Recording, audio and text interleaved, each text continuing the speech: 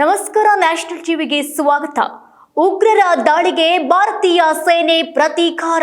ಜಮ್ಮು ಕಾಶ್ಮೀರದ 2 ಉಗ್ರರ ಮನೆ ಛಿದ್ರ. ಇಂಡಿಯನ್ ಆರ್ಮಿ ಭೇಟಿಗೆ ಪಾಕಿಗಳು ಗಡಗಡ. ಇದೇ ಇವತ್ತಿನ ವಿಶೇಷ. The Indian power. ನಾನು ಪಲ್ವಿ ಎನ್ ರಾಜ್. ವೆಕೇಶನ್ಗೆ ಅಂತ ಹೋದವರು ಕದೀಮರ ಗುಂಡೇಟಿಗೆ ಬಲಿಯಾದ್ರು. 10 ಹೆಣ್ಣು ಮಕ್ಕಳು ಗಂಡನನ್ನ ಕಳೆದುಕೊಂಡ್ರು. ಮಕ್ಕಳು ತಂದೆಯನ್ನ ಕಳೆದುಕೊಂಡು ಅನಾಥರಾದ್ರು. ಆದರೆ ಅವರ ಕಣ್ಣೀರಿಗೆ ಬೆಲೆ ಇಲ್ವಾ ಅನ್ನೋ ಪ್ರಶ್ನೆ ಎಲ್ಲರನ್ನ ಕಾಡಬಹುದು. ಅದೇ ಕಾರಣಕ್ಕೆ ಇಡೀ ದೇಶ ಇವತ್ತು ಪ್ರತೀಕಾರದ ಮಾತನಾಡ್ತಾ ಇರೋದು. ಆದರೆ ಆ ಪ್ರತೀಕಾರ ಹೇಗಾಗುತ್ತೆ ಅನ್ನೋದನ್ನ ಮೋದಿ ಈಗಾಗಲೇ ಡಿಸೈಡ್ ಮಾಡಿದ್ದಾರೆ. ವಾಯು ಮತ್ತು ಭೂಸೇನೆ ಮೂಲಕ ಪಾಕಿಸ್ತಾನಕ್ಕೆ ಹೊಡೆತ ಕೊಟ್ಟಿರೋ ಭಾರತ ಈಗ ಏನ್ ಮಾಡುತ್ತೆ ಅನ್ನೋ ಕುತೂಹಲ ಎಲ್ಲರಿಗೂ ಇದೆ. 26 ಅಮಾಯಕರ ಸಾವಿಗೆ ಕಾರಣರಾದವರನ್ನ ಹೇಗೆ ಹೊಡಿತಾರೆ ಅನ್ನೋದು ಈಗ ಎಲ್ಲರ ಪ್ರಶ್ನೆಯಾಗಿದೆ.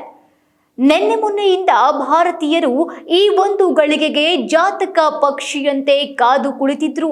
ಉಗ್ರರನ್ನ ಅಡ್ಡಿಸಲು ಇಂಡಿಯನ್ ಆರ್ಮಿ ಕಾದಿತ್ತು. ಉಗ್ರರ ದಾಳಿಯಿಂದ ಪ್ರಾಣ ಬಿಟ್ಟಿದ್ದ ಅಷ್ಟು ಆತ್ಮಗಳಿಗೆ ಈ ಒಂದು ಸುದ್ದಿಯಿಂದ ಅಟ್ಲೀಸ್ಟ್ ಸ್ವಲ್ಪ ಮಟ್ಟಿಗಾದರೂ ಶಾಂತಿ ದೊರೆಯಬಹುದು. ಪಹಲ್ಗಾಮ್ನ ಬೈಸರಸ್ ಹುಲ್ಲುಗಾವಲಿನಲ್ಲಿ ದಾಳಿ ನಡೆದಿತ್ತು. ಭಯೋತ್ಪಾದಕರು ಗುಂಡು ಹಾರಿಸಿ ಭಾರತದ 26 ಜನರನ್ನ ಕೊಂದು ಹಾಕಿದ್ರು. ಕುಟುಂಬದ ಜೊತೆ ಎಂಜಾಯ್ ಮಾಡ್ತಿದ್ದ ವೇಳೆ ಈ ಘಟನೆ ನಡೆದಿತ್ತು. ಈ ದಾಳಿಯನ್ನ ರೆಸಿಸ್ಟೆನ್ಸ್ ಫ್ರಂಟ್ ಎಂಬ ಗುಂಪು ತಾನೇ ಮಾಡಿದೆ ಎಂದು ಹೇಳಿಕೊಂಡಿದೆ.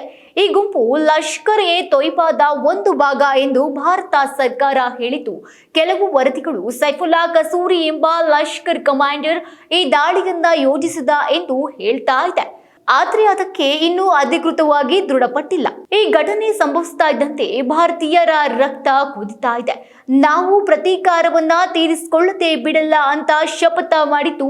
ಹೀಗಿರುವಾಗ ಪ್ರಧಾನಿ ಮೋದಿ ಭಾರತೀಯ ಸೇನೆಗೆ ಉನ್ನತ ಅಧಿಕಾರ ಕೊಟ್ಟರು.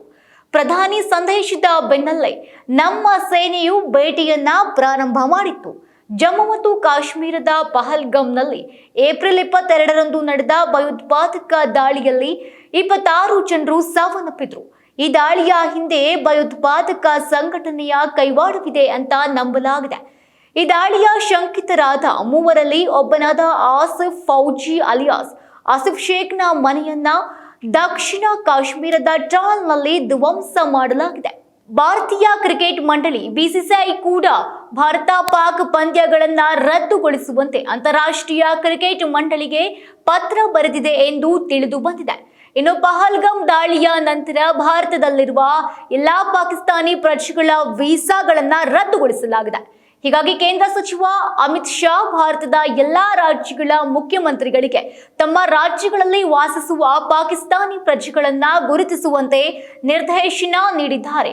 ಈ ನಿಟ್ಟಿನಲ್ಲಿ ರಾಜ್ಯಗಳ ಮುಖ್ಯ ಕಾರ್ಯದರ್ಶಿಗಳೊಂದಿಗೆ ಉನ್ನತ ಮಟ್ಟದ ಸಭೆಯ ನಂತರ ಮುಖ್ಯಮಂತ್ರಿಗಳಿಗೆ ನಿರ್ದೇಶನ ನೀಡಲಾಗಿದೆ. ಭಾರತಕ್ಕೆ ಪಾಕ್ ಪ್ರಜೆಗಳ ಪ್ರವೇಶವನ್ನ ನಿಷೇಧಿಸಲಾಗಿದೆ.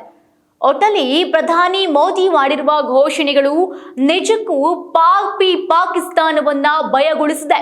35 ವರ್ಷದ ಬಳಿಕ ಜಮ್ಮು ಕಾಶ್ಮೀರ ಅಕ್ಷರಶಃ ಬಂದ್ ಆಗಿದೆ.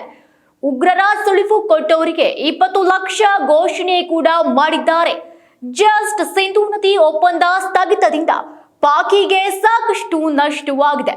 ಭಾರತೀಯ ಸೇನೆಯ 3 ಹಂತದ ಆಪರೇಷನ್ ಎಲ್ಲಿಯವರೆಗೂ ಬರುತ್ತೆ ಕಾದ್ ನೋಡಬೇಕಾಗಿದೆ. ಇದಾಗಿತ್ತು ಈ ಹೊತ್ತಿನ ವಿಶೇಷ. ನೋಡ್ತಾ ಇರಿ ನ್ಯಾಷನಲ್ ಟಿವಿ.